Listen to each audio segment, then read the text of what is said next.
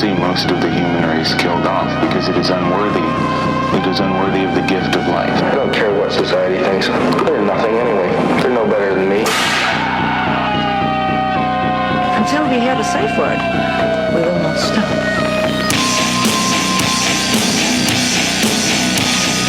Have you ever thought what it would be like to see a person's head amputated?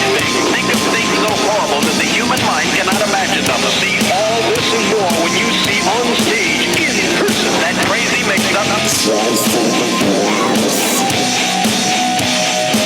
I like being set apart from people. I like to be hated. Safe Word with Jason Rouse. Hey, this is Jason Rouse, and welcome to the Safe Word podcast. On the show, Ken Collett is here in Hess Village. I fucked it up. I called you by your brother because, well, first of all, you and your brother have been business partners, since like high school? Since 1988. Since 1988? Yeah. And, well, you got to be my age. What are you, almost 50? Are you 50? No, I'll be 58 in October. In 58 in October, Yeah. okay. So there's how old are you? 10 years. I'll be 49 in December. Oh, you're almost 50, eh? Almost 50. It doesn't bother me. No. You know, like I said, like you laughed when I, like you're a decade older than me, but you're smiling. Yeah. You're out during the day. No kids. Well, once you're 50, you're no longer middle-aged, right? You're on your way down. Is it down, really? Yeah, well, yeah. Don't we do I don't know, 120? You're going to live to 120? I'm going to do it out of spite. I wanted to check out years ago, you know, and we'll get to that. But I should announce some dates. I'm doing some shows. I think probably the only comic in the world right now that has my tour schedule. First of all, I had spent 3 months, usually around November, December is when I'll start to reach out to international bookings and stuff like that. I know that they work in 6 month, 8 month increments. So I got to kind of plant some seeds of just to save some dough on because I don't want to fly through the same three countries before I have to go and do that city. You know what I mean? So yeah. there's a bit of pre-planning going on. So I spent a good 90 days negotiating, working out. I do everything myself. And then things are kind of coming to fruition by January. And I was pretty stoked. It was Switzerland, Sweden, Finland, Norway. I think there was going to be Poland and Germany. I was going to cram in as many countries as I could in 1 month because I'd been so starved of just traveling, being locked into the States for 6 months at a time with my green card. Yeah. Put me into I was doing these more sprints. I was exhausted when I got home. Most of the times I was sick just from the flighting. I was trying to be active and eat right, but getting a falafel at 4 a.m. in Slovenia, and I haven't had a drink in almost 4 years now. So it was this Mardi Gras traveling funk band in and around. It was destroying me. I literally was so relieved the time I got back to LA and had nothing to do. I couldn't do anything because I wasn't the spots that were available at the Comedy Store or the Laugh Factory or the Improv. I was competing with Bill Burr, Russell Peters, and fucking a laundry list of millionaires, millionaires, legends, and being, on a kind of a bread line almost, waiting my turn to be picked to go and perform on this prestigious stage. So the time that I had off in LA was a kind of look at February in California and having nothing to do as a Canadian is kind of nice. Right. People are oh, this is too hot. You hear people are shitty travelers that will complain about service, and Canadians are shut up, there's orange trees. you know, it's there's Christmas songs and orange trees, but you, on the other hand, stayed in this city in 88 stars. Was that the first? That's a pretty 1986. 86. I was What 24. I opened Grand Slam batting cages in Burlington. Grand Slam decided I'm never gonna get any pussy in a batting cage. That's like the world's worst lesbian bar. Is a batting cage. I was a baseball player. Ah. Right, and I had experience working for other people, and it wasn't going too well. So I borrowed $20,000 off my dad. Yeah. My best friend at the time in high school, he borrowed $20,000 off his dad, and we opened a batting cage, and we thought we were going to be rich. Yeah. Yeah. So it didn't turn out so well. Oh, it was taking a bath. Because batting cages in the 80s was a thing. Well, yeah, actually, we got a liquor license there as well, and it was really busy in the summertime. But in the wintertime, when we thought we'd be busy, it wasn't busy. So I had to work full-time in Toronto, and I had to work at the batting cage. Did you start to begrudge people that you seen with like baseball attire but had never really even come to the cages? You're like... Well, I didn't understand why everybody, because I love batting cages so much, I didn't understand why everybody didn't want to come to the batting cage. What are you, in your 20s? Yeah, I was 24. Okay. And a baseball That's player. An honest mistake as a 24-year-old guy. But 2 years Who later... doesn't want to play baseball? Everybody likes baseball. 2 years later, some guy came in to see me, and... he ended up being my business partner. He said, there's a banquet hall next door. Do you want to open up a teen club? Yeah. I said, sure. Oh, what was the one on the mountain? A high school cafe. I don't know. I never went There to was it. a teen club. It was the high school cafe in Hamilton. This is probably like 86. Right. And it was at my, I was a downtown Hamilton, street kid hanging out at Beasley Park breaking windows. And then go up to these teen dance, which is just, look, what is it, Nicholas Pickles? Yeah. Right? Yeah. With no booze. Right? Yeah. With a guy by the name Nicholas Pickles. Yeah, from CFNY, yeah. With CMY, the amount of slurred conversations from me to him I've had leering over a DJ booth. Yeah.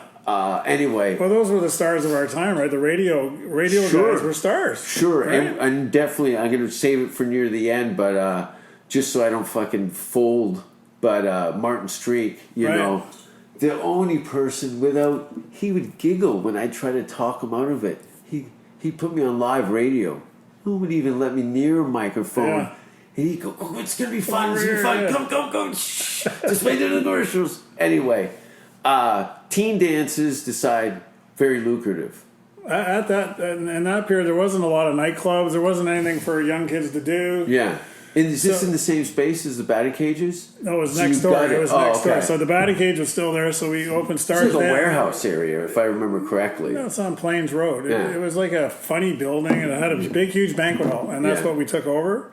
It was 10,000 square foot banquet hall. We turned it into a teen club, and we had the kids from Burlington come from. Called Kids with Money. 9 till 1 o'clock, and then we kicked them all out. And then the Jane and Finch crowd came in after. We had an after hours club, like a really tough crowd. We had to bring in a whole set of different doormen from Toronto. Everybody came from Toronto, and the Burlington police. They were going, who are these young kids? Were you serving alcohol, or was this DJ and a space? And a space to dance. Yeah. Board some money off a leasing company. People smoke cigarettes in there at that time. Oh yeah, yeah. You could smoke cigarettes in a we had like a wooden dance floor with carpet around it, and the carpet ended up the fire hazard. Yeah, it was like full of burn holes, right? Fuck. We used to rent this laser and we'd plug it right into the 220 box, right? Because back then, we had pyro. Yeah, we had all kinds of stuff that you can't do. There's now. No health inspector. No, not really. No health inspector. The fire inspector was kind of all over us. Yeah, and we ended up developing a nice relationship with the police. We really did. And well, you had to, because there was, by the end of it, eventually, which came Kingdom. I think that was the last time that you'd owned it. Yeah, we sold it in '95, but in '88, my brother came to work with me. We became partners then, and he had all kinds. He shows up. What did your brother say? He had all. We got to do this and we got to do that. Yeah. So we opened a modeling agency. We got to open a modeling. When you said you did your impression of your brother, did you guys fight? Yeah, we're brothers, right? But we love each other, and we obviously, we complimented each other, right? That's a tough gig. I was the devil's advocate. He was always throwing ideas out there. Yeah. So we had this teen club, so we thought, let's open a modeling agency. We can open a modeling school. We had a feeder, right? Yeah. And we ended up having a modeling agency in downtown Toronto for a bit, but that's a tough business. And, I really didn't enjoy that business too much. It's kind of like, it's kind of creepy business. There was creepy people involved. But we brought in this video wall, and we used to rent out video walls for fashion shows. We ended up doing a fashion show for the Joe Brand Hospital, and that's how we developed a relationship with the police. So, okay. Once we got involved with the community, work? we threw a fashion show. We did a really nice job. The local cable company covered it, and we gave $10,000 to the hospital. And then it went from there. In '91, we closed the teen club and we opened NRG in that spot. And a year later, In the same building? yeah, Okay. the same spot where Stars was, it was NRG, and then the batting cage, we turned that into the Amazon room. Right? And what did because the only time I've ever seen that place is with the lights off. Right. So I don't know what horror show you had when the fucking lights come out, because I knew it was very industrial. It wasn't very attractive. 50-foot high ceiling. Yeah, It's the like ceilings were high. We used to go on the top of the ceiling, take the skylights off so all the heat would come out. We had this perfect air conditioning system. That's right. I think there was an announcement. You guys, there's people dropping like flies all over the dance floor. Well, we used to have. We're going to open the roof. The steam used to come out of the roof. You see this? It was insane. Yeah, we did a lot of. So what are we talking here? Because this was just like a huge cube, and not to mention, for a long time, you had maybe 4, 6, 8 cages with naked. No, it was well tasteful. done. It was tasteful. It was tasteful. We had both male and female go-go dancers, and that was a thing back then, right? That was not a thing back then. Was it? Yeah, it was a thing back then. Because CNC Music Factory. We got that. We went to New York City, and they were doing that in New York City. At the Red Room, there was a club I went to. It was like, I see. There was Webster's Hall. Yeah. It was an interesting scene back then. We got a lot of our ideas in Mexico. We got a lot of our ideas in New York City. Well, you also dropped money from the ceiling. Yes, we did. Yeah. You dropped a lot of money from the ceiling, literally cash. Yes. I got Guns N' Roses tickets for pulling out my dick in a cage. The funny thing is, we stopped doing that money drop because our busboy would go up in the ceiling and put balloons and money, and we do the drop, and then he forgot to take away the wooden beam that he would lean on. So when we pulled the string, the beam came down and hit somebody right in the forehead. Oh no! Yeah. Oh no! Oh yeah! The guy's looking up in the air, and he gets nailed right in the forehead. Thank God he wasn't seriously hurt, but that was our first lawsuit. Yeah, I was going to say, just because of how Wild West that place was. It was Wild West. And it wasn't short of I know there was this heavy security presence. Oh, yes. You had some giant people.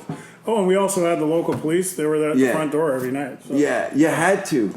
Because you knew that you can't mix Hamilton people with Burlington people. I think we were like the originators of pay duty police, for events, right? Yeah. Yeah, well, you realize the fact that they're more of an asset than a liability, because more of the problems are on the outside instead of on the inside, right? Mm-hmm. So young kids, back in those days, they would show up, and a lot of tough and kids. when they left, they were all fired up, and stuff happens, right? There's always bad eggs, and everything, especially when you put that many. Young people in a room. Again, it was going to Burlington was like a culture shock where I grew up. From the East End to Hamilton to go up to Burlington, these girls had all their teeth. Martin used to call it Girlington. Girlington. I'm like, none of these girls have been in a fist fight. They're like soft, pleasant. They're like, hi, how are you? And then, I've been spit on by women on the Beeline bus. They were maybe brought up for looking maybe too a little much. Differently, yeah. Yeah, these girls, they're like kind of even better than girls from Westdale. That's how I looked at it. Westdale was I thought Westdale was going to be about. I thought like they were nice. They always smelled nice, but they dressed like hippies. But all their shit was brand new. This is pre-grunge. Yeah. And I was like, they look like they're dressed like Slavs, but they smell fantastic. The girls in there, Parkdale area smell like bingo daughters and fucking pepper spray.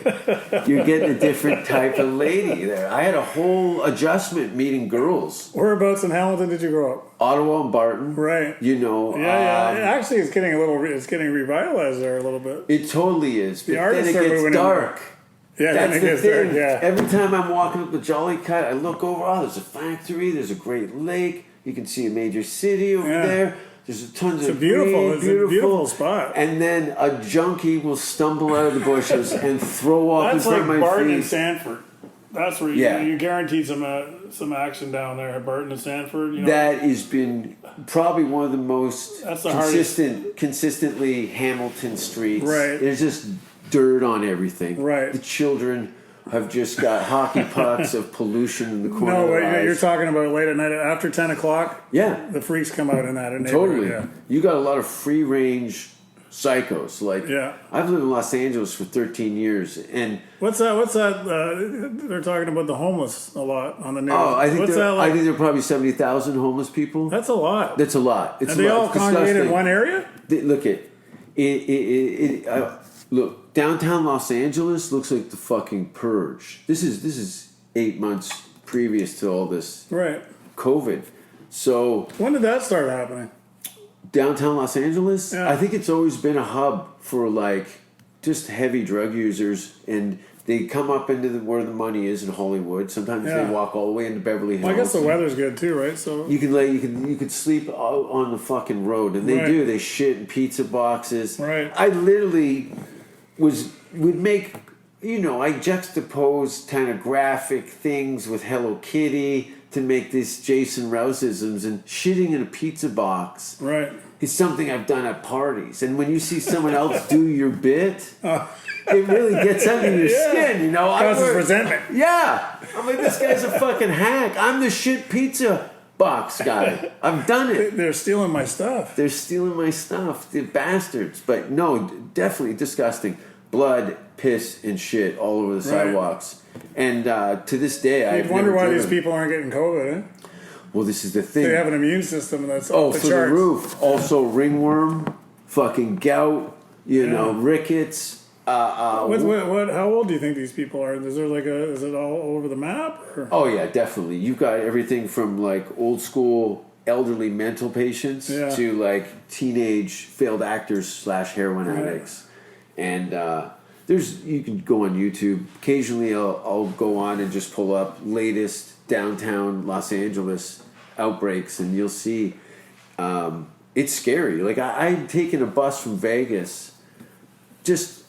I was like, fuck it. How bad? The drive up there is 5 hours. The bus can't be that bad. I've taken a bus to Toronto. I've been taking buses in and around Ontario. And when they pulled into the bus station in downtown Los Angeles, my Hamilton antenna went right up to the top. And I was like, oh, fuck. It's like 4 a.m. And I see all these cars. Somebody told me that there's a guy that picks people up in a fake cab, robs them, and then makes them walk back to the bus depot naked.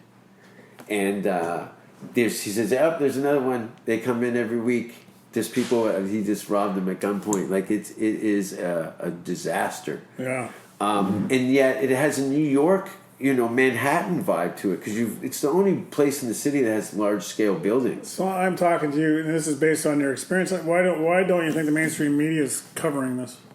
Covering the homelessness? Yeah. Because it's almost like, well, that's what they deserve. It's Hollywood. You know what I mean? They don't look at it as Hollywood is the epicenter of build it up and tear it down. And when you see apocalyptic living conditions, and then these castles that these people live on, it's the most separation from wealth, and so it's like there's no empathy for these people. No, like there's no real place. There's no reality. It's either pure horror or decadence.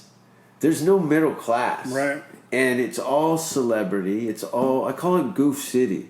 Like it is such a gross birthday cake. So have you ever walked through there to experience I what's walk going on there? all over the place. Like I haven't driven a car ever. Right. So know? you walk through that area? I would never go to. I go occasionally, maybe You're on once the a year. outskirts? I'm in Hollywood, Right. right off Sunset Boulevard. So like I'm behind Mann's Chinese Theater, which is like Hollywood Boulevard, and it's like the middle of it, more or less. And I walk around fine, but I'm what I'm thankful for that I did grow up in this city, because it allowed me to develop a sixth sense to environments that most people are not normal. Like I'm like many times I'll be out and I go, you guys need to step out of the way. Some shit is about to happen. Right here. More times than not. I'm you're right growing on. an understanding that's It's the psychology things of are it. going to go down. Yeah. Totally. And I feel bad. These Dutch families come over, like these people come over to Hollywood to see the stars. They think they're going to run into Marilyn Monroe, and there's a homeless lady having a piss. And I've seen it Saturday night. This homeless lady I'm having laughing. a It's squat. kind of sad, though, isn't it? It's totally sad. Yeah. I film a lot of this stuff and post it, Right. and it's not to poke fun at. It's like, look at how gross it is on the street. Like this is a petri dish of. Yeah. Anyway. When did you I saw you, I don't know, just when everything got shut down here. It must have been what? When did you arrive back in I got Hamilton? here May 1st. Right. So you've seen the tent city comparison. What's the Hamilton comparison? Oh, to not LA? even close, dude. That's at every bus stop. Right. Yeah. You're right to go gross, because it's way worse than that. Right. We're talking areas like D-level squats So it's almost that like- are as big as this neighborhood. So it's like Armageddon. Oh, totally Armageddon. Right. It looks like it is just shy of cannibalism. So do you think that's the difference between Canada and the U.S.?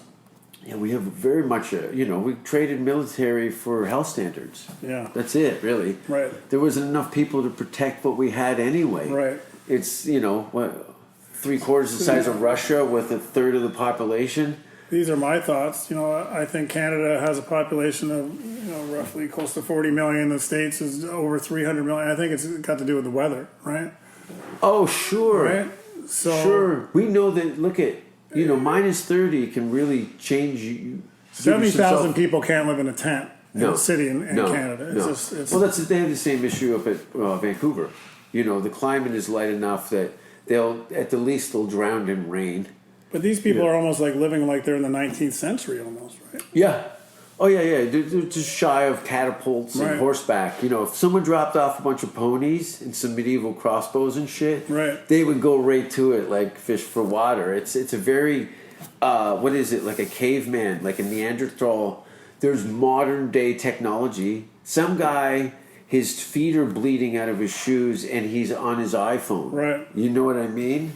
This is the Hollywood mansion and the guy with sores on his feet that are seeping, but he's got a state-of-the-art technology in his hand, yet he can't help himself. Right. So obviously it's a huge problem, right? What do you think the solution to that problem would be? Being Canadian, right? Oh, dude. Look at their I hear like a lot of people like are moving out of California to Texas or whatever because of this. I'm moving to Texas. I'm Are you? moving to Austin. You and Joe Rogan. Joe Rogan, Elon Musk.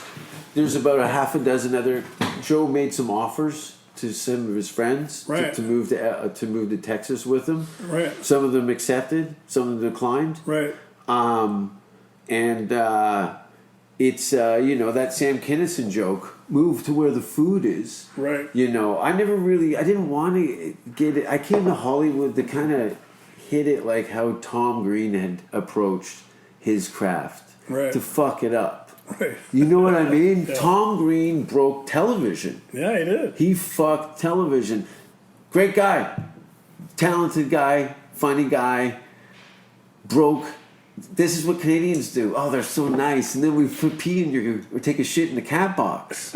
and we all have a laugh about it. Yeah. So I'm glad that I was getting tired, actually, emotionally and financially, to be able to spend as much downtime as I had there, just spitefully. Right. You know what I mean? Like, I had no interest of gaining any of the accolades that they had. I'd gotten some HBO stuff and things that appealed to an American resume, but I already had successes in half a dozen other countries and been around the boat enough to know that my name on the wall of a comedy club wasn't really going to define my place. Right. Because I knew, look, Red Fox, Richard Pryor, like, who are these other guys?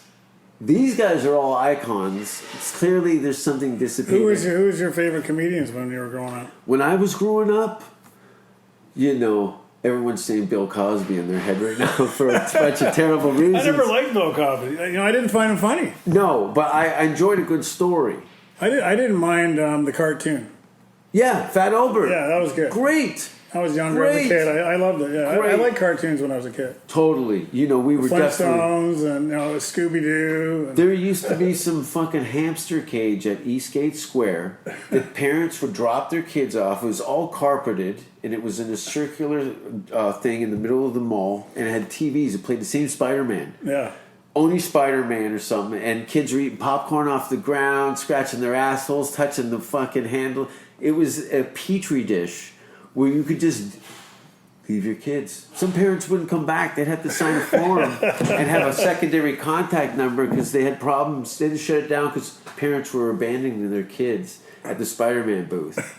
That was when I lived over by Centennial there. Yeah, I lived in Stony Creek for a while. I was like the only kid on Highway 8 and Margaret Avenue by Millen there. So we're not separated too much by age. Like when I was growing up, I Did you go to OP? What's that? Did you go to Orchard Park? No, I grew up in Mississauga. I came from Montreal when I was about 10, 11. And then I grew up in Mississauga. Yeah, that's came to terrible. From Montreal to Mississauga. What, was your family on the run? I was depressed. Like, Montreal's one of my favorite cities. Yeah, we were actually in the kind world. of on the run, right? Because of Bill 22, right? The English-speaking Quebecers were kind of forced out, right? Well, a lot of people don't listen to this because they don't pay attention to Canadian politics in general. But the history. People don't pay attention to history, right? Yeah, English-speaking Especially Canadians. Today. Yeah, well, because they've got YouTube. Trying to erase it. YouTube. Yeah. People use, I met, there's this kid that was doing comedy in Hamilton, and he got the Coles notes of my childhood through YouTube. He goes, I know all these little reference points because you're only talking about the popular ones, and those are the ones that gain popularity on the internet. So by process of selection, more than most times, he knows what I'm talking about that was 20 years his senior. Right. It's really weird. What a weird gyroscope of information that everyone is throwing at them right now. Yeah. Like, I know that you've been paying attention. Oh, yeah. You've been paying attention. I have to. You do. I can't. Right. I'm into the chaos. Right. Okay. Well, I watched the show. It's a pretty good show, right? But I remember when I was growing up, it was pretty simple back then. There wasn't a lot of entertainment. We had to entertain ourselves like with street hockey or whatever. Sure. But comedy was huge when I was in high school. Like I'll never forget Cheech and Chong. Yeah. Cheech and Chong, anything they said that came out of their mouth, we were laughing. Right? Yeah, and once again, it was ridiculous. Americans, Tommy Chong is Canadian, which I love telling them. They're like, what? Because all the Latino comics love Cheech and Chong. Don't you think Canadians have bigger imaginations because there's less to do in Canada? Yeah, we have to be creative because you literally, as a kid, 2-3 months of the year, you're on lockdown. There's no going outside. You could die. Right. You could die. Put your parka on and go play street hockey or get in the house. And don't lose sight of your sibling because if they go down in a drift, and there was no cable television. There was no YouTube. Oh, here comes a pony, everybody. Me and your grandfather didn't have onions when we were kids. But no, yes. It's definitely... That's funny. This is just perspective. That's all. I don't look at it as like two old fucks on a weekday trying to avoid a responsibility. Right. But who were you into comedy wise back? So when you were in high school, obviously you're a Carlin, comedian. I love Carlin. I Right. love guys that were like. Well, he's more of he's even like a philosopher comedian. Yeah, right? I love people that were good at things that I wasn't. Right. Like Bill Hicks. Even Richard Pryor and people that had long form stories, but with those really solid. I was too impatient because I grew up in a traumatic environment that look in Hamilton. You either had to be. It was fight or flight. Right. And if you were going to fuck with somebody, it better make the whole group laugh. Yeah. Or you were on a fucking guillotine and possibly fuck up your whole year. Yeah.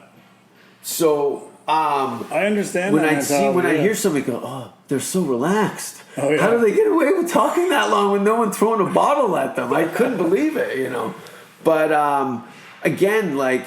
Well, Richard Pryor and Eddie Murphy, Eddie Murphy, they of can course. throw the F-bomb like nobody's business, right? Yeah. They really knew how to use that word. Yeah. And they got a lot of laughs out of it using the word fuck, right? It was so ingrained in what they were doing. It wasn't out of character. No. And there are a lot of people that will frown upon language. Like Eddie Murphy had a call from Bill Cosby, a very famous I bet story. he did. Bill Cosby called and chewed him out. Said he was filthy, should be ashamed of himself, needs to clean it up. This is embarrassing Bill for Cosby. us. Yeah. On the judgment throne, Bill. It's always that way. I'm the most vilest, terrible person on stage, right? I've seen your act. You've tried to cut watched through you a grow crowd. up. Yes, Yeah. pretty much. So the clean acts, look, Dave Attell, one of the greatest, filthiest surgeon, one of the most polite, pleasant, friendly people, as much as Dave Attell could be. But some of the so-called nice comics are usually the friendly, upbeat guys. They become the Jared from Subway, Right. very quickly. I'm always suspect of these guys. I'm like, in my head, I meet these high-profile darlings, and I'm like, this guy's a fucking... Does anyone else get this? Yeah. I'm like... But they're so... Boy, this guy's great. Have you met Jerry? When this guy's got baby skins on hooks in his basement. You're talking to John Wayne Gacy. Anyway, I won't kill anybody, I promise. So yes, the long-form storytellers, I love to be interested enough in what somebody was talking about to hear it from more than a page. So, Right. But then, outrageous stuff. Andy Kaufman, just the fuckery alone. Yeah. Like, legendary, iconic. He can turn into a stage character. Steve Martin. And not come out of character. Multiple. You didn't even know where the beginning of that guy's No, life. he's- And not to mention, he brings in Bob Mazzuta to also play.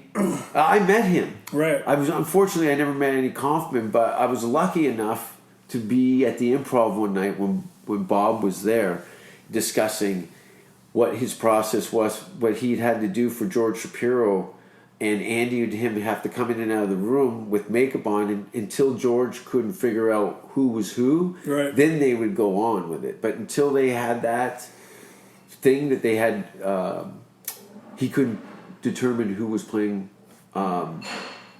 What's his name? The fucking drunk guy with the hookers. I saw him flick a fucking cigarette butt right in the guy's face. The guy with the beige suit. Tony Clifton. Tony Clifton. Yeah. So the Tony Clifton. Clifton. Yeah. So Andy and Bob would come into George Shapiro's office in the same makeup and do the same, and he, until they got it seamless, would make them do it. But yeah, he did a week at the Comedy Store, and every night he'd come out smoking a cigarette and fucking flick it right in this guy's fucking face, and then start the band. The hookers would come out. It was amazing. Well, the funny thing about me being in the industry, the entertainment industry, when I was younger, all I did was go to Yuck Yucks a lot. Yeah. It was something to do because again, there wasn't a lot. Not to say that I'm an old relic, but back in the late '70s, there wasn't much to do. No. And Yuck Yucks was a big part. Yeah, you were going to a play. This was a bar where the comedian's going to tell some dirty jokes. Right. And Second City had improv. Yeah. It was funny stuff. Mm-hmm. Comedy was a big part of my life This when is I was a kid. '86. Yeah. Yeah. Second City. SCTV's huge. Yeah. This is even bigger than Kids in the Hall, and probably more respected as far as look. Not to mention, My friend was bragging to me about Eugene Levy just got swept the Emmys. Yes. 6 Emmys or Saw something that, yeah. for up Schitt's Creek. Schitt's Creek. Yeah. And he swept the Emmys. Have you seen that show? I have not. I haven't either. I haven't. Everybody always brings up these Canadian shows to me Right. and hockey games that I've never seen any of it. My cutoff for Canadian comedy, it was kind of Kids in the Hall. Right. That was my kind of Chappelle show at that time. The Kids in the Hall in the 80s was the most punk rock shit. Yeah. Yeah. It had no hang-ups or bound. It was they were doing some very, very pioneering sketch comedy. Fortunately, Lorne Michaels was smart enough to see that and actually take it. So did you grow up always wanting to be a comedian? no. So you fell into it? Serial killer. No, I just ran out of. Or serial killer, yeah. Yeah, it was considering that. It's just, oh man. Look, I always loved comedy, always loved music. Right. I didn't know anybody that did it, either of it really. There was any bands. To me, there's nothing like a smoky bar, man. Right? Totally love it. Right? Yeah, with booze. That's what I tell the audience. I go, listen, have some shots. This would be way better if you guys were just a little lighten up sloppy. a little bit. Yeah. Have a bit of social lubricant. Yeah, you see movies with people having a good time. We can do that again. Yeah. It's amazing. Then you see some people go, oh, okay, yeah. Oh, yeah, you know what? Let's get a little fucked up tonight. The guys I found the best were the MCs that could fart around with the audience. Yeah. Heckle the audience. That was the highlight of the whole show, right? That's how I think Mike Bullard... Who was the best? Mike Bullard was... Mike Bullard was the most well-known person. I think actually that his skill with the audience allowed him to get a talk show out of it. Right. But I've seen you do. You're pretty good. I had to. We were talking about long-form storyteller comedians. Right. Well, I cut it down to every line had to be funny. Right. And coming up through doing combative, after-hours clubs in Vancouver, where I moved to start stand-up, and then doing shady spots here just for bands and stuff, half the people were standing, right, fucked out of their heads, and they're like, "Who's this asshole? And what instruments does he play?" And they're like, "It's 3 a.m. and there's a comedian on. Fuck you, And then we were off. I had to fucking club all the seals. Everybody had to get shot between the eyes, and then they go, "Okay, yeah, all right, everyone, shut up. This guy's out of control. Yeah, let it ride. This is." Okay, we're okay. But yeah, they'll test you more. As a person that loves comedy, I at least love that. Yeah. I love it. The person that put himself out there and made some stupid comment or a heckler, Dice. Dude, what are you Dice. doing? I've seen him, especially people, when I first moved to LA, I think maybe around 5 or 6 years after I moved there, he started popping around. And they go, Dice was here. And I was like, fuck, I missed him again. And I got to see him in the small room that faces the patio, talk about fucking fat chicks for 40 minutes. Girls are yelling at him. Doc, the chick was one of his iconic, legendary bits. But he's talking about this fat chick's pussy for 40 minutes. Chicks are yelling at him. He recorded an album there with Rick Rubin, and now these people people were heckling him on that double album that he did with Rick Rubin. So now I'm everyone's in the know. The comics are crying because some girl's losing her shit, and it's 30 years later, and there's another woman in the same club having a hissy fit, and everyone's laughing at her. Yeah, I love it. Listen, Brian Holtzman, you'll probably never see him, and unfortunately, fortunately, he's got his own. Actually, I'm going to give Brian Holtzman. He's got a podcast called Dead Air. Brian Holtzman is think of Jackie Gleason with zero likability and a little bad lieutenant. So he's got a sidekick? No. He embodies this. Oh, I see. This guy. I've never seen people clear out a room that holds 400 people with 30 people in it at the end of the night, down to one person at the end of the night. It is the most explosive.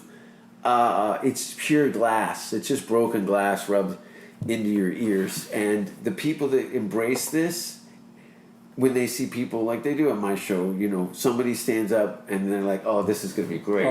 Oh no! This Here we go. This is what we're about to get our money's worth, and that's what happened. Brian, someone would go, "Fuck you! You don't know who I am. Fuck you cocks!" You know, and it becomes a he gets the same Kinnison spot every night.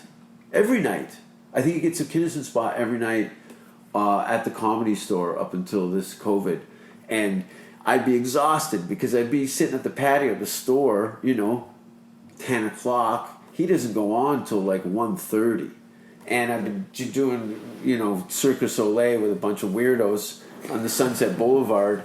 And now this madman, this disgruntled dog catcher with a claw hammer.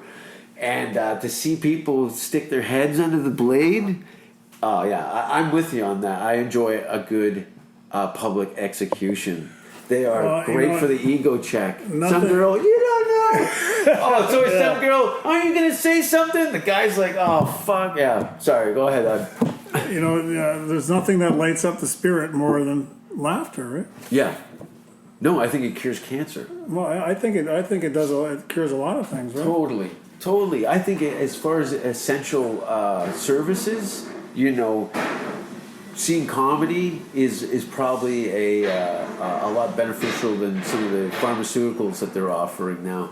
And I'm trying not to be judgmental here, but what I see is our young people. You know, they're not too much into laughter. Like, no, they're a little more sensitive because they're looking through their keyhole's different, and it's right. a cell phone. You know, a lot of the information they get, you're not getting the physical. That's why I said to the audience, I have to remind them, have a drink. Right. And they're like, oh yeah, that's right. We come to bars. We came here to have fun. Yeah. I forgot. Hang on, let me check my phone. Exactly. Let me see if it's okay if I can have fun now. I want to tape the phones facing the wall, all so they can see where they are. Well, I'm like a Blue Jay fan. And they'll look at me. I love the Blue Jays. I go watch the Blue Jays. Everybody's got their fun. Yeah. I'm sitting there going, I'm going, let's go, right? Like, there's a great. You don't want to miss it. You don't want to miss the moment. Judas Priest, Rob Halford's doing a show. It's a great video. Guy's got his phone up, and fucking. That old leather fag gives his fucking phone a boot. It just zipped out of this kid's hand. And I'm like, fuck yeah. I'm sick of it.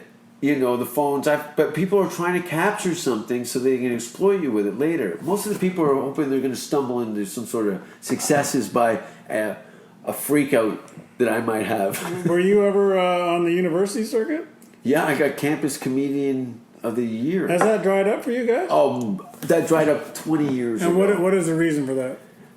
Because of me. Because of you. Yeah. It's because of me. You were that offensive. That was about, but at Niagara College, some girl shoved a beer bottle up my asshole and then made out with me.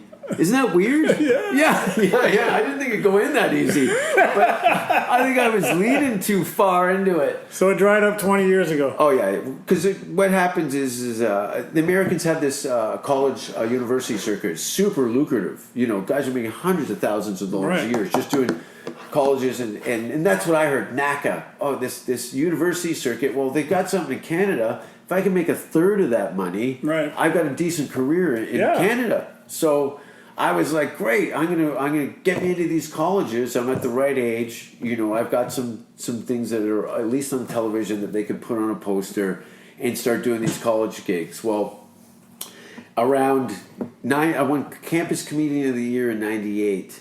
And literally by 99, by 2000, things started to kind of go, Jason, we can't have you. This year, I went from, doing these schools every year, sometimes twice a year, being kind of a college comedy darling, to, you can't come around here no more, son. No. You got to go. You're too hot. We don't want to have to explain about our fucking comedy show. We got tons of sponsors. These schools are financed. You're not going to look good in the paper. Right. So then I was like, okay, well, I've been cut out of that. I had a good run. I got a trophy. But then I started to notice 2001. I did my Comedy Now special in 2000. I gave him a script, page script. I knew that I'd been subjected to being cut out of things because there was a lot of gray area about what I was going to do that night. So I made sure that I had a word-for-word script of everything that I was going to be. Gave them that months before. I know they didn't read it. Maybe they did. Taped the first show. Mark Breslin comes up to me and goes, "They want to talk to you." I'm like, what? About what? I did exactly what I said I was going to do. What are we talking about? I don't need a freak out before I do my second taping, because my first one was mediocre, but I want the big one. And now there's all the executives are sitting there, and I'm like, dude, there's no money on the table. There's not a millionaire in the fucking room. And we're going to have a discussion about my material. It was a bag joke, a joke that I had written in a 5-minute set when I first started comedy. I'm like, that's it. They wanted to know that they had a crowbar into what I was doing, so that if there was any censorship to it, they didn't know where to start. So they put the shit bag joke, because it was testicular thing that they could put a ribbon on it and go, "We can't do this one." I go, "I'm sucking my dad's dick in one of my jokes. Yeah, you don't want to hear that one? Yeah." Anyway, but yes. So what's the difference between today's comedy and, let's say, 20, 30 years ago? Is there a difference? Oh, is the audience still there? There's teams now. There's teams. Comedy's a team sport. Right. And I'm not a Jersey guy. I've never been. No, you don't strike me as a Jersey guy. I'm not a Jersey guy. So these because of the internet and social climate and all these other elements that have forced people into finding these fucking codependent tribal cliques. And they're so-called comedians, and they become these social justice people that, with no perspective or life experiences, commenting on what other comedians are doing. So it's the snake eating its tail. They're not even funny. Listen, they're terrible. I feel gross in the sense calling them comedians, because that is such a thing that's been smeared all over the place, and. Most of them are out-of-work actors with blank protest signs. Right. Or somebody, some fucking, what do you call it, pageant queen with an agenda. You know what I mean? And everyone thinks she's cute. She's a massive following on Instagram, so she gets a lot of traction very quickly on these little kind of taunted whatever. She's probably gross. So do you think the young talented comedians, or classic comedians are getting, discouraged because the market's changed? Well, that's the thing, though. You are the market. You know what I mean? You build it and they'll come, kind of thing. So the market's always changing. Now it doesn't exist anymore. The playing field is kind of leveled out. So the DIY business model approach to comedy, which is something I've had in place for 15, 20 years now, is the new business model. So, fuck. I lost my train of thought. I was like, there's a fireplace. Yeah, it's changed. No, are young comedians getting discouraged is what we're talking about. Yeah, but good. If you're getting discouraged, then quit. Right. You know what I mean? It's like quit. If you're having angst at this level, and there's no real nothing. You're not wagering anything. Right. You're just struggling with the lack of stage time or the politics of your scene, or maybe with the lack of time or whatever. But so the talent is still out there. There's always talent. It's pressure and diamonds, right? There's people they've been living in this decadence for so long that there's been no famines and these wars that we've been isolated from have now made us all fat in the head. Right. And the ego. The ego is so padded out, man. It is the enemy, right? It's padded out, and they bring that ego into my show. Yeah. And I'm trying to do some fucking crazy nonsense. Let go of the ego. Let go of the ego. Yeah, don't bring your picnic basket to my dinner party. Right. You fucking assholes. Let's have a laugh. Don't politicize my comedy. And you can use it. You're a miserable twat. You need a laugh more than anybody in this room. You need to lighten up. Not only that, give that guy or that lady, whatever, some mushrooms. And we'll start the show in 20 minutes to wait for your mushrooms to kick in, and you're gonna have a Well, I believe that a lot of people believe they have to act a certain way. They're not. They don't allow themselves to be their true selves. Well, this is the tribal thing, you know. Right. They figure if they act this way, they'll get love from these certain Right. groups. Yeah, it's They're- gross. they're looking It's to be gross. part of a tribe. I'm like, well, I'm not the problem. No. I'm not the problem. You're in the wrong neighborhood. There's real problem out there. Yes. And there's 60 tents on a corner here, and And what are you doing about that besides commenting on it? Exactly. Right. It's crazy. Are you actually helping with the problem, or are you just making comments? Me, I go up and I lick their foreheads to boost my immune system. I'm a little nervous. I believe that. I nibble. I go sneak under their sleeping bags and nibble on their toenails that look like Cool Ranch Doritos. Yeah. If they were I have a lot of interactions with the homeless in Hamilton, right? Well, you have to. Well, they come up to you, and I ask most of them if they're okay. Yeah. All they're looking for is some sort of connection. Yeah. A human connection. I'm a human being just like you are. And I will spend time with them, right? I'll see a poor guy or woman that has schizophrenia and they're talking to themselves, and then all of a sudden you engage them, boom, they stop talking to themselves. Totally. They're so detached. Look I've spent, especially in this isolated situations that we've been in for long periods of time, some people are more quick to lose their marbles in a isolated situation and just being separated from society Right. for long periods of time. And it's embarrassing to Canada to see all this. Yes. I see it's Los Angeles is another place altogether, but the amount that I've seen up behind the Ontario Centre in the back there, I don't know what the attraction is. In certain areas of the city, there's large blocks. Not to mention, I think they put some out. What do you call those porta potties? They out, did. and I think that's all right. This is where they want us. This is where we'll camp out. they're gone. But they never left, right? There was guys in hazmat suits washing these things. Right. So I don't know what. Like they've got full on guys have living room sets. Yeah. On the corner, man. I've seen it. And some of them are quite neat, right? It's like No. Look at some of these guys are trying to find some stability in their life, and a street corner with a table and a couch. there's one at Hunter and I think it's James Street. Yeah. It's like a one-man living quarter, Yeah, there's some guys that clearly have and it's some, all neat with a bench and Yeah, no, it's civilized. yeah. There's some class to that. The guys, there's worms all over them. Well, it's kind of like 19th century gypsy life, right? Yeah, or Hastings Street in Vancouver is another. I've never been there. You've never been to Vancouver? I've been to Vancouver, but I've never been to Hastings. Vancouver's beautiful. It feels like you're in a foreign country. Yeah. It doesn't feel like Canada. Good sushi. Good sushi? Good sushi. Yeah. Toronto's got good sushi. Hamilton's got good sushi. Hamilton's got Yeah, good man. sushi. Sapporo's awesome. Have you been Is there? it? Oh, it's awesome. Where's I love Sapporo's? sashimi. It's at the corner of John and Main Street. That place Right across from the courthouse. is good. It's awesome. Really, there's so many places I've revisited. Sashimi in there the is city. great. I love sashimi. So. Yeah, I love a good sashimi. Yeah, they have good sashimi there. It's hit and miss. I have friends that go to all you can eat sushi, and they're like world class eaters. They'll eat like 120 pieces of sushi. Right.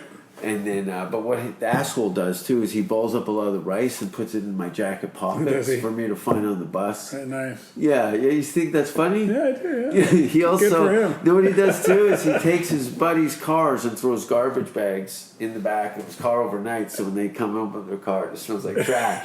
Right? It's a good one.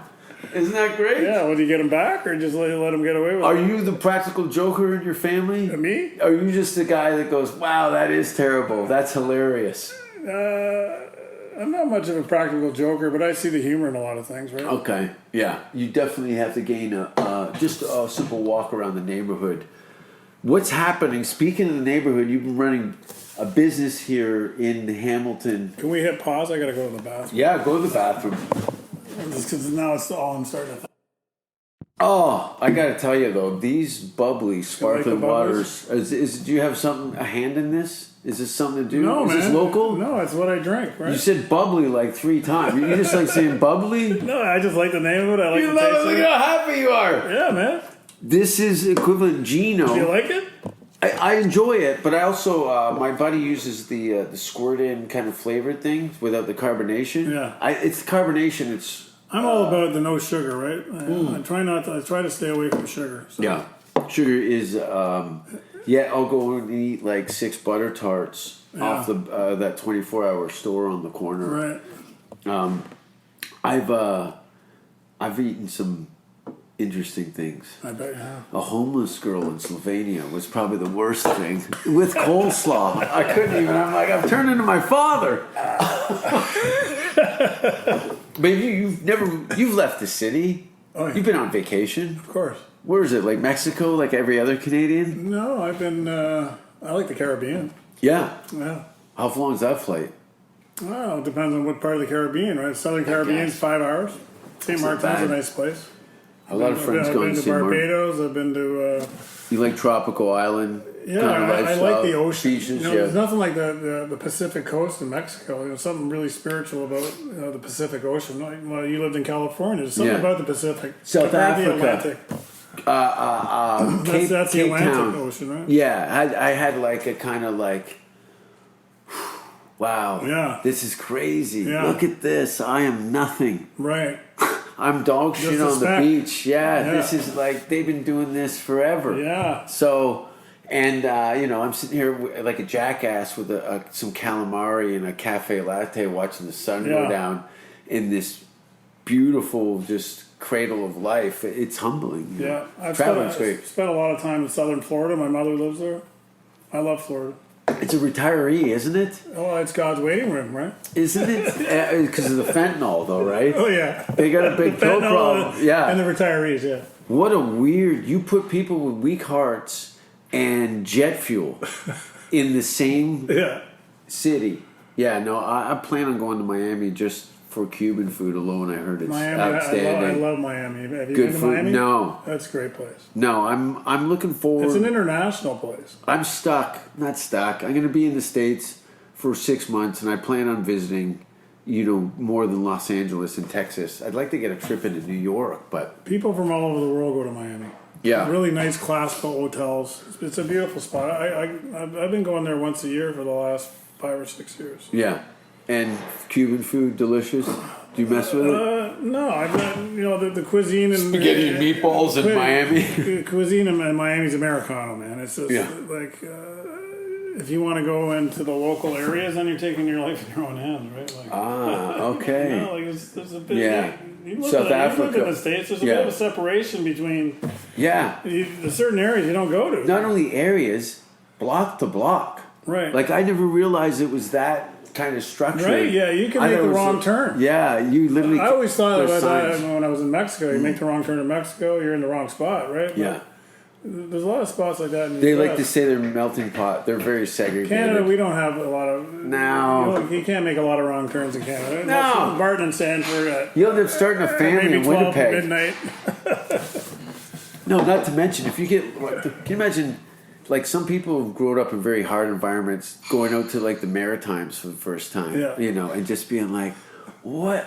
We don't understand a fucking word they're saying, but they're so nice. I know, I've been to this isn't guy's it? house for dinner 6 times. I don't even know his The name. Maritimes is a totally different... Yeah. It's I've been to PEI, I've been to New Brunswick. Fantastic. Yeah, I love it there. Yeah, it's a good time, and it's my obligation to Tourism Canada. Right. Go and see the country. Yes.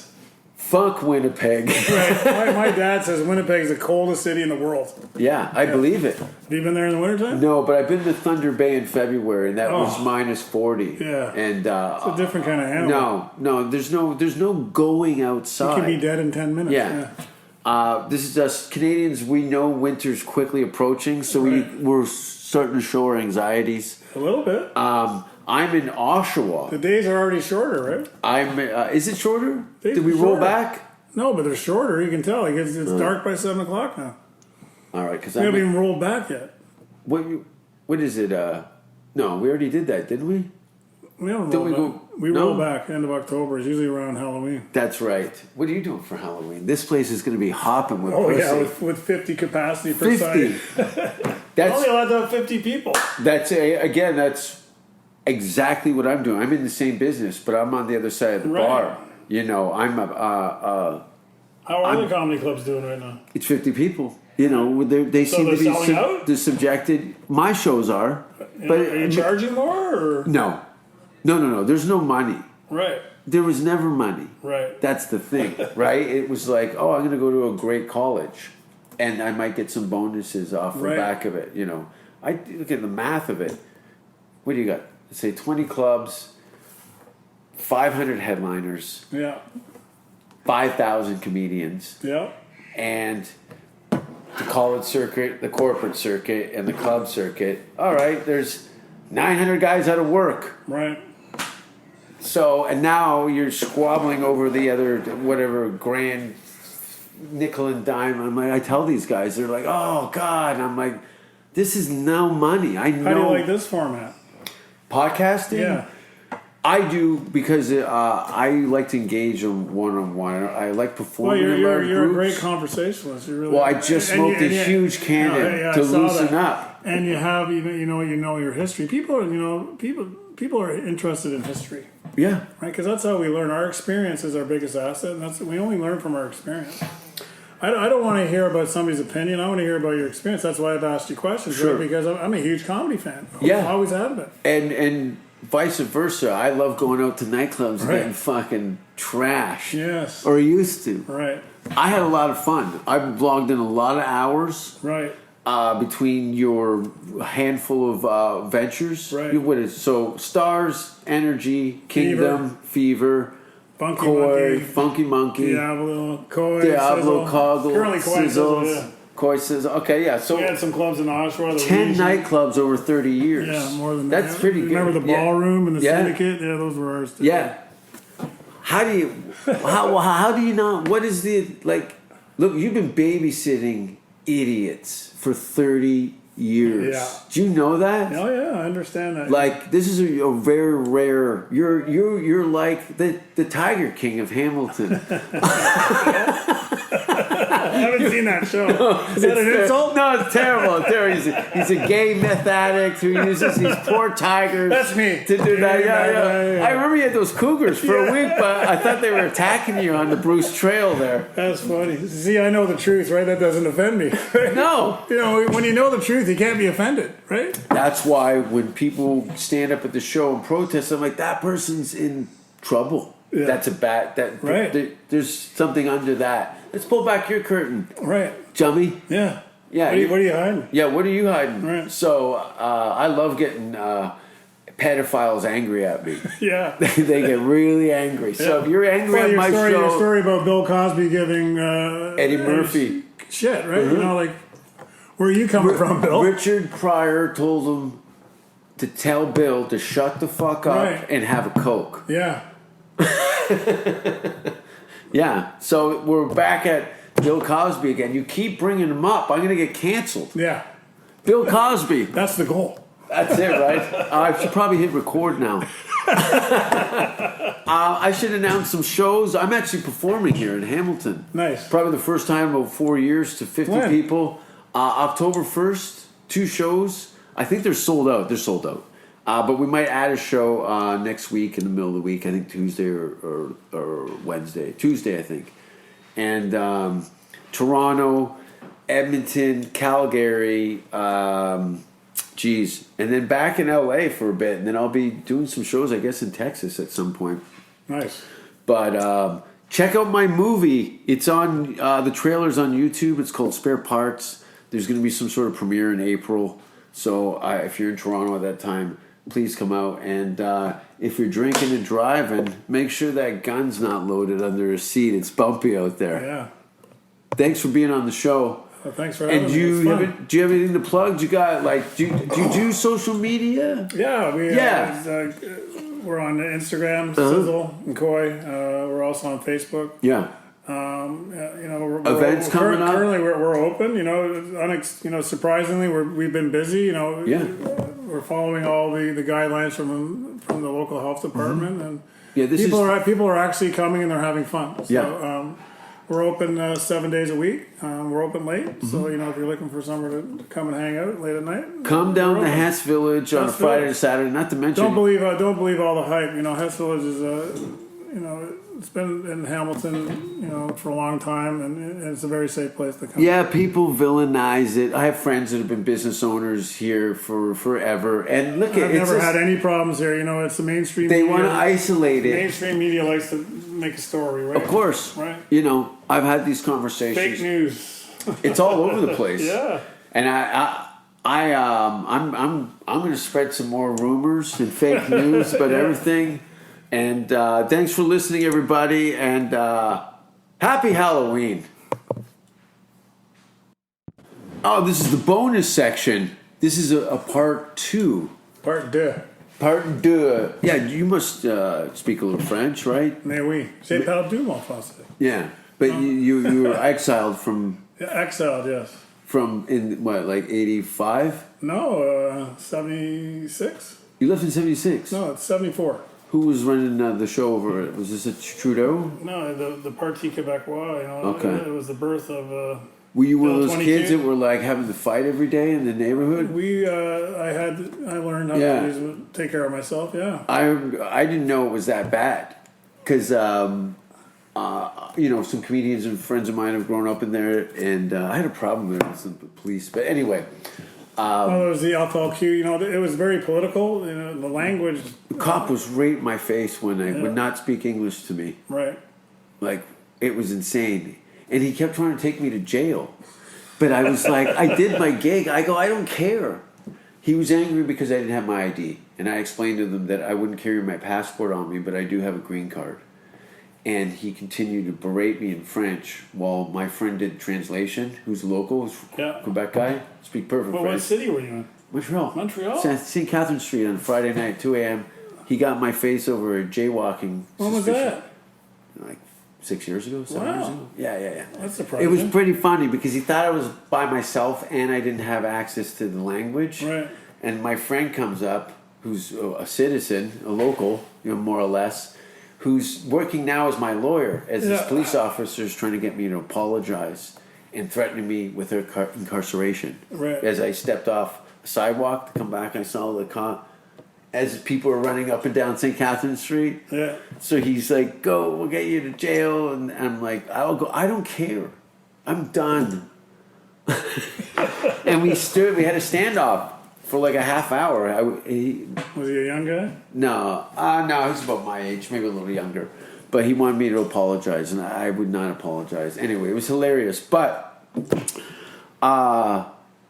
Martin Streak, right? We were talking about the nightclub era and the voice of that, not only in the nightclubs but on commercial alternative rock radio.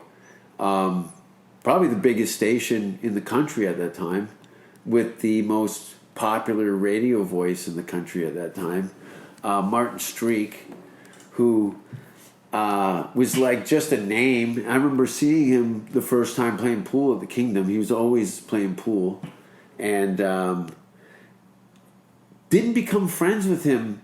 That club environment was not really a place to build long-lasting relationships. You know what I mean? A lot of fair weather friends, right? A lot of fair weather friends. Right. We meet up every weekend. That's what we did. It was like playing on a baseball team on the weekends. You go and do this, see who's still alive at the end, and maybe we'll do it next week if we can find parking. And it always sucked because your parking lots were always slippery and icy. Yes. And dangerous. You see chicks.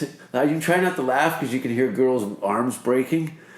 Right? How many girls busted their wrists trying to take a piss in between two cars in front of your nightclub? I don't know.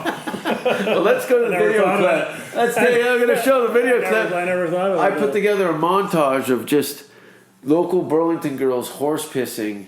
Oh, yeah. Kids fighting in dress shoes in slippery weather. But Martin was the, on-air personality for, he introduced me to so much music and ran various nights in and around Hamilton and Toronto. But it was like Toronto, Hamilton for him. Yeah. He'd do his shows at the Phoenix. Right. Which I think was... Did he have the Phoenix on the Thursday and do Kingdom on the Friday? Or was it the other way around? Phoenix was Saturday. Phoenix was Saturday and he... Phoenix was Sunday. Wasn't it RPM? Yeah. Was Saturday? And Martin would made famous by Chris, the puppy dog Shepherd. Chris Shepherd. Yeah, what was your experience with him? Because I wasn't into house music. Chris Shepherd, he was a character. Did he do a ton of cocaine? Allegedly. Yeah, he was a character, right? He lived the life of a rock star. I'll put it that way. And he was a rock star. I remember, he produced Jesus Jones. I used to pick him up on Thursdays and take him out to our club in Oshawa. Yes. He did a live there. We paid him a really pretty penny, and people came to see him. Okay, And I remember these global television personalities would come, and they were like in awe of this guy. Yeah. These are like people that are on TV, and Chris Shepherd was like. People worship that guy. What did he get? Like 50 grand? To work a night as a DJ, $5,000. $5,000 as a DJ? Show for 2 hours and he had somebody else play for Yeah. I remember that was like the thing. He had like a little crate of records and some guy played and he'd go like this. You can't see me, but he'd be everybody go ah. Yeah. And then he got involved in the rave scene in the late 90s. Yeah, and then he started a group called BKS. Mm-hmm. And that's where Martin came in, right? And when Chris left CFNY, Marty came in and that's right. took over the live airs. Yes, and it was almost like he was he started off the road show as a roadie, right? The CFNY road show, which was quite popular in the Martin 80s. was a roadie for the CFNY road show. Okay, that's how he got it started. And then just kind of put himself. He worked his way into the radio station, and Martin was always a character. I went to high school with Martin. I knew him since grade 9. He was the president of the student body, and he never got out of grade 9. Much to the chagrin of the principal. This guy got elected to the student body president. He should have been in grade 13, but he was in grade 9, right? And he'd go to the football. He was a great ambassador for the high school. He'd have one of those megaphones, and he'd be the whole. He fired the school up, man. He was good at that, right? He had a great voice. He projected. So he burned very bright. Back in the early 90s, we'd bringing a DJ to a club was a big thing. Yeah.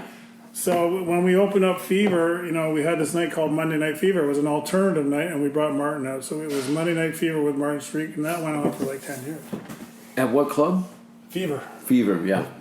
Right. Yeah. Well, and we brought him Nicholas in. Nicholas Pickles. We brought him into he never aged. to NRG, and then that's when we sold at 95, and he stayed there, right? Yeah. And he did the live there for years. Yeah. But Martin, he was part of the family, right? He really was. Him and my brother used to go skiing together, and me and Martin used to hang out socially, after work at times. And I remember the one night he brought Marilyn Manson to the club, and this is before Marilyn Manson was. Yeah. Nobody knew who Marilyn Manson was except the people at Monday Night Fever, right? It's so crazy. So this guy, Mr. Goth himself, showed up, right? And and it was pretty cool because he was a real gentleman. He was nothing like his persona that he was on TV. And I'll never forget the interaction I had with him. He said, I was there that night. He said he was from Miami. I said, "Oh, you're from Miami." And I, being the sarcastic dude that I was, I said, "Oh, so you golf?" Because I'm a golfer. I was just getting a fax from my golf course for some reason. I'm there with Marilyn Manson. Yeah. And he goes, that's no. funny. Then he that's goes, funny. no. He likes comedy. I go, so do you golf? He goes, no, I mini putt with a straight face. Yeah. And Martin told that story at my wedding, right? I asked Marilyn Manson to be golfed. He's got a sense of humor. Yeah. And that's the thing, the onstage persona is like a nail bomb. Yeah, he's a real cool cat. He was a good guy, right? There was no ego there, and he was enjoying his time there in Hamilton. It's refreshing, especially on your give a shit list. Marilyn Manson's feelings are probably at the bottom of it, right? Yeah. So to kind of he knows that that you don't give a fuck, but you're not a full blown asshole, but you're gonna give him a chance to be a nice guy or a bad guy. Right. Yeah, you can see that. He's one of the boys. He can chirp. When you chirp your buddies, right? Guys don't sit around and go, "Oh, your hair looks so good today." Yeah, no. Oh, I love your outfit. Guys aren't like that, right? Guys they chirp each other, right? I rip their assholes. I've ended so many friendships. Just the guys can't take it. Right. They break. Yeah, they break. Too sensitive. Yeah. Too sensitive. Their tampon strings are hanging out, and I'm kneeling on it. Well, bless their little hearts, Jay. Right? On tampon strings. Rest in peace, Martin Streak. Thanks for being on the show. Come out to the shows, Edmonton, Calgary, maybe something in Vancouver, and Oshawa, and we did Burlington was sold out. So yeah, come out to the Hamilton show and we'll Come out to laugh. come out to laugh and come out to Koi. And you got a kitchen here? Yes, we do. We have a menu. Yeah. What do you got on the menu? Just pub fare. Burgers, fries. Cool. It's all good. Come and eat. Thank you. I don't care what society thinks. I'm good at nothing anyway.